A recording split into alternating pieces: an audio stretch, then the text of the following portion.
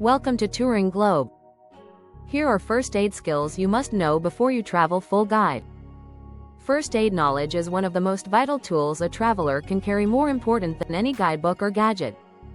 When you're traveling, whether it's a city in Europe, a beach in Southeast Asia, or a remote mountain trail in South America, medical emergencies can happen without warning.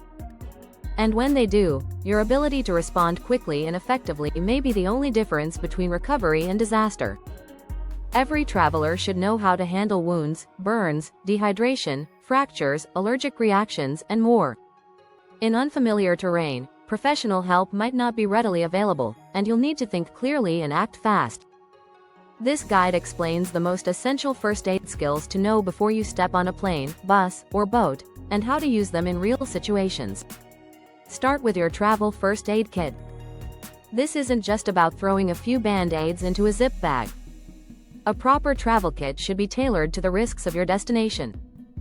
A well-prepared kit includes sterile gauze, antiseptic wipes, a digital thermometer, scissors, tweezers, a CPR face shield, gloves, medical tape, and painkillers such as ibuprofen or paracetamol. You should also carry oral rehydration salts, antihistamines, anti-diarrhea tablets like loperamide, antibiotic ointment, a snakebite suction kit for wilderness travel, a compact tourniquet, and moleskin or blister pads for foot protection. It's also critical to carry prescription medications you need in their original labeled containers and a note from your doctor, especially if you're crossing borders. Include a card with your blood type, allergies, medical conditions, and emergency contact information. And always keep some cash tucked into your first aid pouch. Sometimes a quick bribe or a taxi fare is what gets you to safety in time. Now, let's get into essential first aid response skills every traveler must know. Start with CPR. Cardiopulmonary resuscitation can save a life when someone's heart or breathing has stopped. Always check for responsiveness. If they're not breathing or only gasping, begin chest compressions immediately. Use both hands, press down at least 2 inches on the center of the chest at a rate of 100 to 120 compressions per minute. If trained and willing, give rescue breaths after every 30 compressions. But remember, even hands-only CPR is better than doing nothing. Next, be prepared to stop heavy bleeding. It can happen after a hiking fall, a scooter crash, or a street-side injury. Immediately apply pressure with gauze or a clean cloth. If blood soaks through, don't remove the cloth, add more on top and press harder. Elevate the limb if possible. If the bleeding is from a limb and is life-threatening, use a tourniquet above the injury and mark the time you applied it. This buys precious minutes until help arrives. Burns are common while cooking over campfires, using unfamiliar appliances, or just being careless in the sun. For thermal burns, immediately apply cool, clean water, not ice, over the area for at least 15 to 20 minutes. Remove jewelry or clothing near the burn unless it's stuck to the skin. Cover the area loosely with a non-stick, sterile bandage. If blisters are large or on the face, hands, or genitals, seek medical care. Knowing how to stabilize fractures is crucial, especially in outdoor adventures. Signs of a fracture include deformity, intense pain, and an inability to move the limb. Do not try to realign the bone. Instead, splint it using rigid items like a walking stick, rolled-up magazines, or even trekking poles. Immobilize the joint above and below the fracture. Pad it well, secure it with tape or cloth strips, and limit movement until you can reach medical help.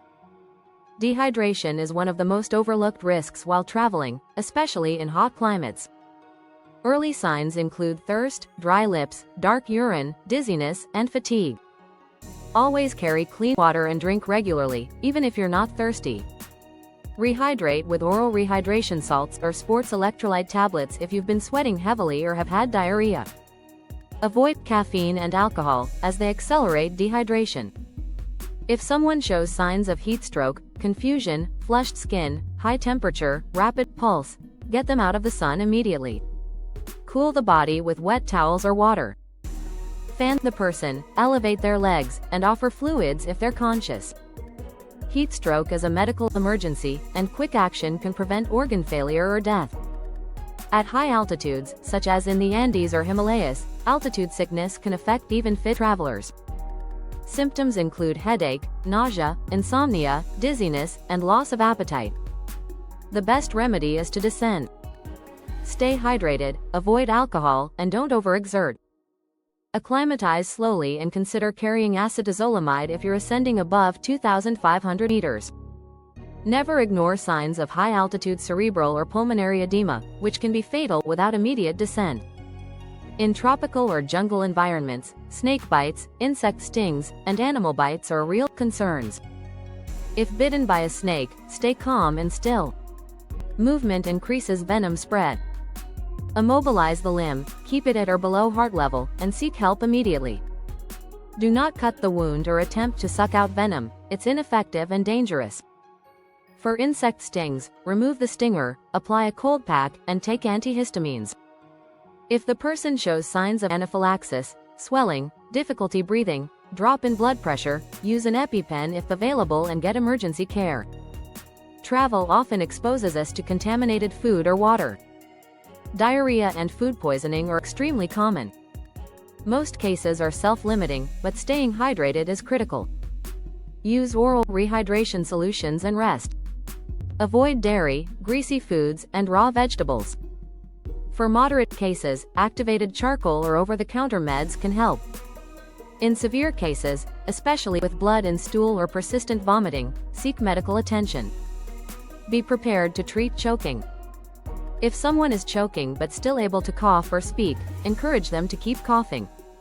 If they can't, stand behind them, wrap your arms around their waist, and perform the Heimlich maneuver. Make a fist just above their belly button, grasp it with your other hand, and thrust inward and upward sharply. For infants or small children, use different techniques. Know them before you travel with kids.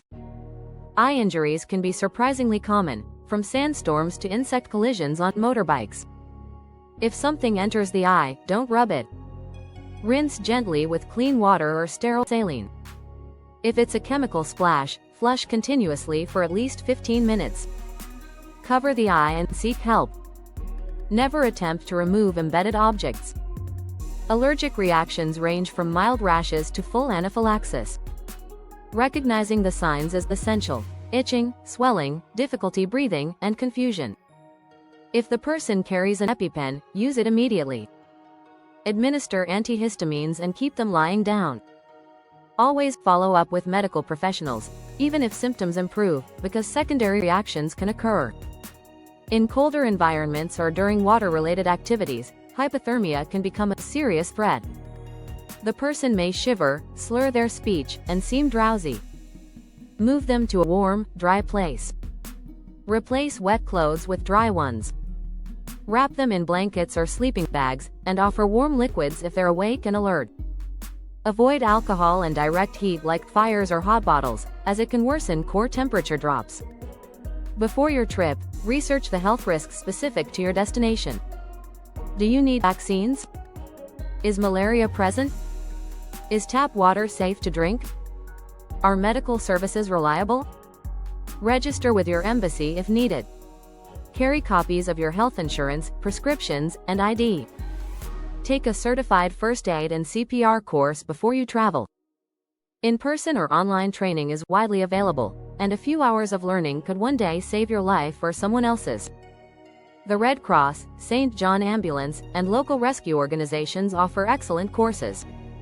When you're traveling, help might be far away, but your knowledge is always with you.